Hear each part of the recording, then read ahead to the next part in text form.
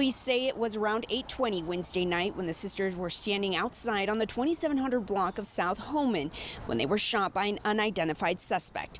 Officials say Jezebel was shot multiple times in the torso and was taken to Mount Sinai, where she was pronounced dead. Celeste was struck once in the abdomen and buttocks. She was taken to Mount Sinai in good condition. I know she's all praises to the Lord. Akiyam on one accord, cutting heathens up with the sword. Pray a mother 144, feasting on him, it's a smorgasbord. Yahweh power, Lord of war. Wake our people up more and more. When we aim, we only shoot to score. All praises to the Lord. Akiyam on one accord, cutting heathens up with the sword. Pray a mother 144, feasting on him, it's a smorgasbord. Yahweh power, Lord of war. Wake our people up more and more. Psalms 133. Behold, how good and how pleasant it is for brethren to dwell together in unity. Right, and that's a beautiful thing, seeing our people dwell together in unity. Right? But we don't see that nowadays. All we see is gang wars. All we see is people getting even, right? That's all our people care about. Right? Up in the skull. Right? Putting one up for the team. But we need to leave those ways behind, because guess what? Even us killing each other is learned behavior, right? We didn't just start off wanting to kill our brother, even though that is part of the curses, having that evil eye. That's encouraged through the hundreds and hundreds of years of slavery that we saw the white man do that unto us, unto our families, right? Unto our friends.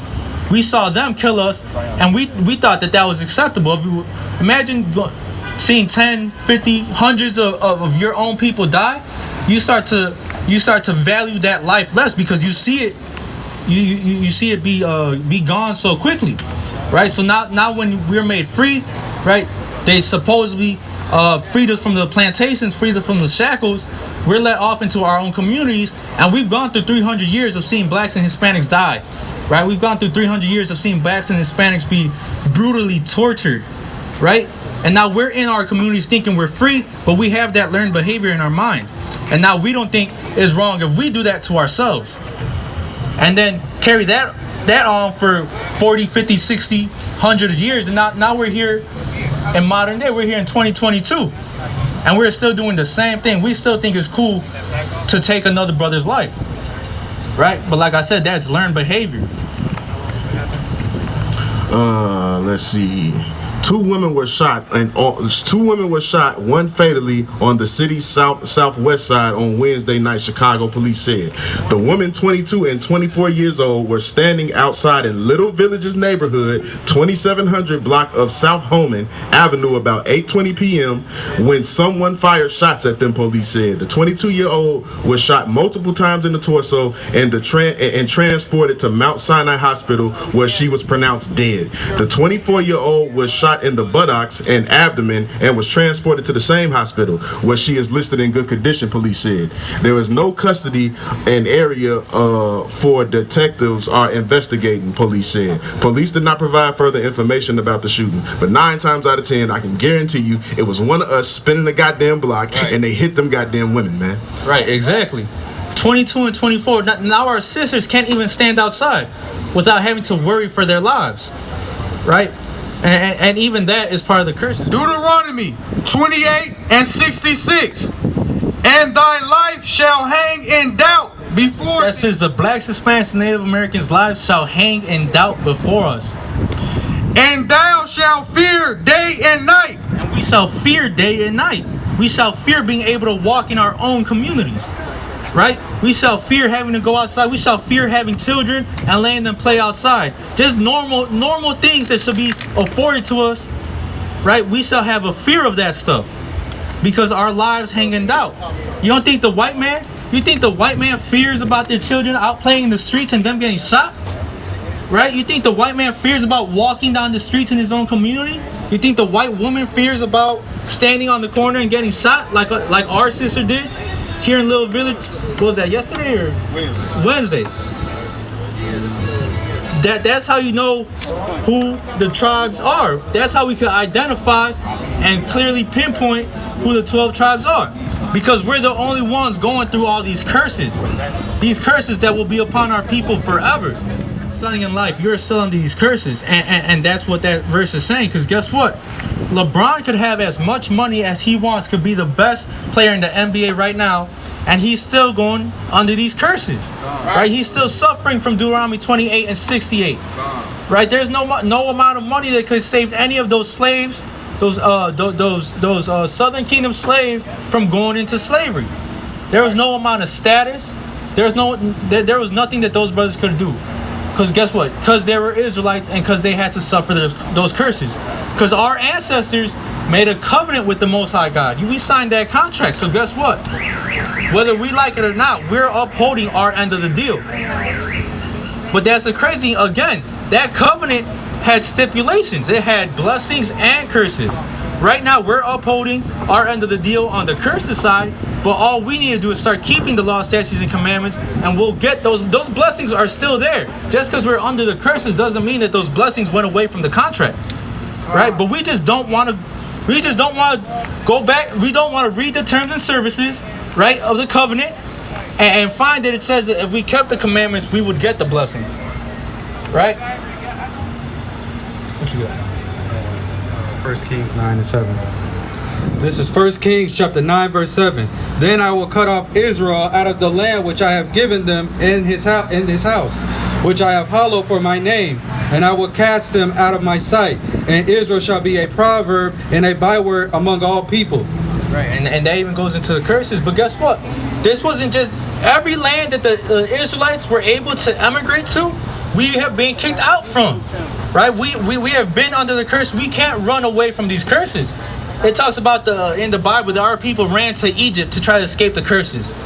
What the Most High just gonna find you in Egypt, right? You can't believe in an omnipotent God, a higher power that knows your thoughts and that knows every single strand of hair on your head, and think that you could outrun him, right? The Most High gonna find you. You can't outrun these curses. So what's the best thing to do? If we can't run away from the curses, let's just run to the blessings instead. He's Mexican? Your grandfather's Mexican? Yeah, so what we're out here doing for people like you, for Mexicans, yeah, I got one already. Yeah, she got one. We out here preaching that our people are the 12 tribes of Israel. We descend by them by patronagely and by blood. That the people that are written about in the Bible, those are our ancestors.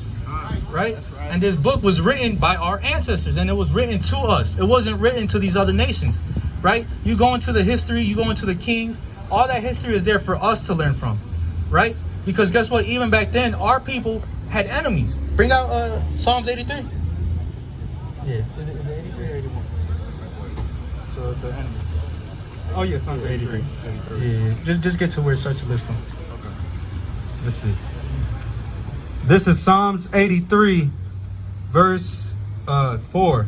They have said, "Come and let us cut them off from being a nation." This is what back in the times when the Psalms was being written, these other nations wanted to cut us off from being a nation. They already saw the prosperity of the children of Israel, and they felt threatened.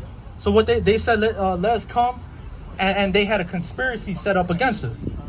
Let us cut them off from being a nation, that the name of Israel may be no more in remembrance. And guess what? They've successfully done that. Because if I ask the average person walking by if they know who the Israelites are, they're not going to have a clue, right? Some of them might say the Jewish man, but a lot of people, if you just say who are the Israelites, they're just going to shrug their shoulders. They're going to keep walking because they don't even know what you're talking about.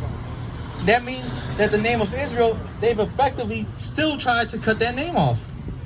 For they have consulted together with one consent. All these other nations have come together. The white man, the African Hamite man, the Asian man, the East Indian, they've come together. They are confederate against thee. And they're confederate against us. The tabernacles of Edom, and the Ishmaelites of Moab, and the Hagarenes, Gebal and Ammon, and Amalek, and the Philistines with the inhabitants of Tyre. So this is just showing you, sister, that we had enemies back then.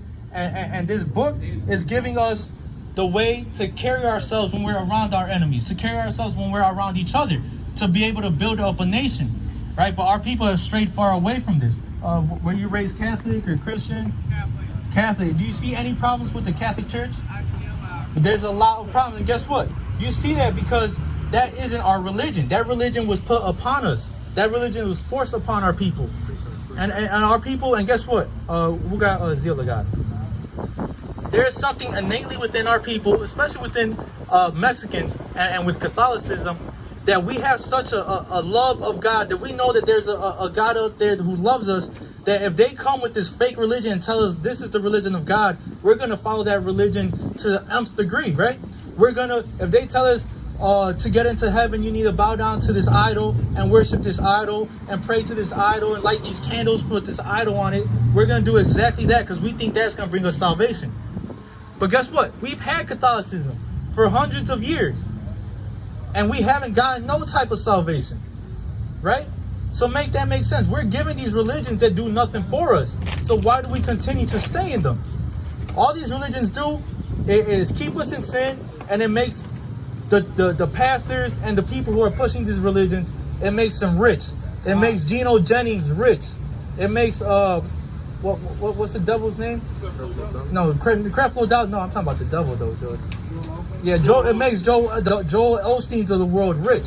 Black devil, white devil. Hey, right. Right.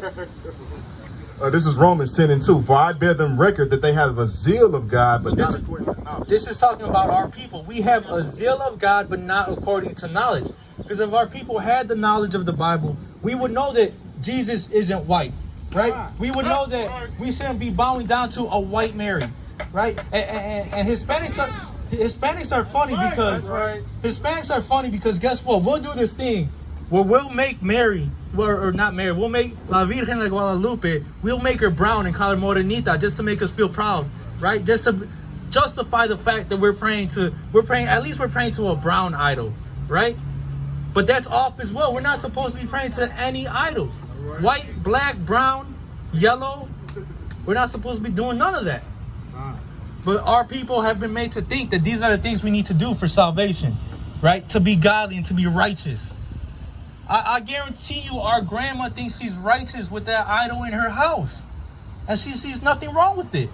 Even though she goes to church every Sunday and they read the Bible where the Bible says, don't have that in your house. Right? And that's our people. We don't have the knowledge. If we had the knowledge and we couple that with the zeal, with the faith, right? We'd be able to prosper. That's right. What you got? This is Ecclesiasticus chapter 17, verse 11. Besides this, he gave them knowledge and the law of life for a heritage. Right. He gave us the law of life for a heritage. Right. That law that he gave us was supposed to encourage and breed life. It was supposed to prolong our days if we followed it. Right? And that was for a heritage. It didn't say he gave us a law for a religion. Right? Because we don't deal with religion up here. We don't deal with man-made. Right. We deal with the law of God that was given unto us as a nation. Bring it out, huh? That word religion just means to hold back, and that's exactly what the hell it's been doing, man. Right, right. Because religion goes back to the Latin word religios, which means to bind. Right? And that's exactly what it does. It puts shackles on our people's brains and our minds, and makes us slaves to the pastors.